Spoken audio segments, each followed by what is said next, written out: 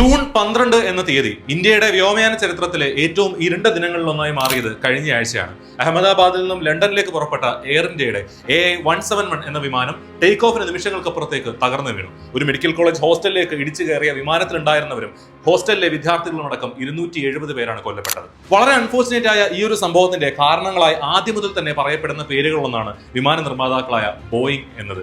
സംഭവം നടന്ന് നിമിഷങ്ങൾക്കകം തന്നെ സോഷ്യൽ മീഡിയ മുഴുവൻ നിറഞ്ഞത് ലോകമെമ്പാടുമായി നടന്ന ബോയിങ് വിമാനങ്ങളുടെ അപകട ദൃശ്യങ്ങളായിരുന്നു. അതിൽ കൂടുതൽ വീഡിയോസിലും കാണാൻ സാധിക്കുന്ന ഒരു മോഡൽ ബോയിങ് 737. ഒക്ടോബർ 2018 ഇന്തോനേഷ്യയിൽ നിന്നും പുറപ്പെട്ട ബോയിങ് 737 വിമാനം ക്രാഷായി കൊല്ലപ്പെട്ടത് 190 പേരാണ്. 2019 മാർച്ചിൽ എത്യോപ്യയിലുണ്ടായ ബോയിങ് 737ന്റെ ക്രാഷിൽ കൊല്ലപ്പെട്ടത് 159 പേരാണ്.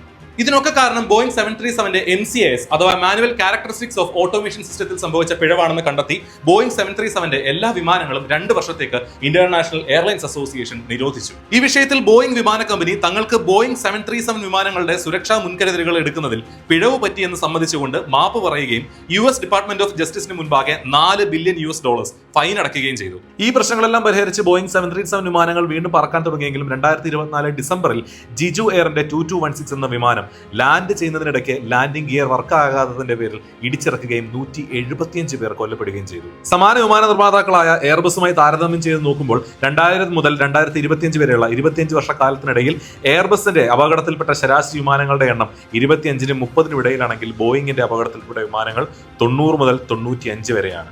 പക്ഷേ എയർ ഇന്ത്യയെ സംബന്ധിച്ചിടത്തോളം ബോയിങ് 737 വിമാനങ്ങൾ വാങ്ങിയില്ലെങ്കിലും സേഫ്റ്റി കംപ്ലൈൻസിന്റെ കാര്യത്തിൽ 737നോടൊപ്പം ചേർത്ത് പറയപ്പെട്ട അത്രയധികം പഴികേട്ട മറ്റൊരു മോഡൽ ബോയിങ് 787 ഡ്രീംലൈനർ ആണ് വാങ്ങിയത്. വിമാനങ്ങളുടെ maintenance and safety concerns air India എന്ന വിമാന കമ്പനി അഡ്രസ് ചെയ്യപ്പെടേണ്ട പ്രധാന വിഷയമായി മാറുന്നതിന് മറ്റൊരു ഉദാഹരണം കൂടി പറയാം. അഹമ്മദാബാദിലെ സംഭവമുണ്ടായ അതേ ദിവസം ചണ്ഡീഗഡിൽ നിന്നും ലേയിലേക്ക് പുറപ്പെട്ട എയർ ഇന്ത്യയുടെ മറ്റൊരു ഫ്ലൈറ്റ് ഹൈഡ്രോളിക് ഫെയിലർ മൂലം ചണ്ഡീഗഡിലേക്ക് തന്നെ തിരിച്ചിറക്കുകയുണ്ടായി. അത് പക്ഷേ ഒരു ബോയിങ് മോഡലും ആയിരുന്നില്ല, എയർബസ് A320 ആയിരുന്നു. എന്തായാലും ബ്ലാക്ക് ബോക്സിന്റെ നിരീക്ഷണങ്ങൾക്ക് ശേഷം മാത്രമേ വ്യക്തമായ ഒരു റീസണിംഗിലേക്ക് കടക്കാൻ സാധിക്കുമെന്നുണ്ടെങ്കിലും കൊല്ലപ്പെട്ടവരുടെ കുടുംബങ്ങൾക്ക് ടാറ്റ $1 കോടി വീതം നഷ്ടപരിഹാരം പ്രഖ്യാപിച്ചിട്ടുണ്ടെങ്കിലും പൊലിഞ്ഞുപോയ ജീവനുകൾക്ക്, തകർന്നുപോയ പ്രതീക്ഷകൾക്ക് ഒന്നും ഒരു പരിഹാരമാവില്ലല്ലോ.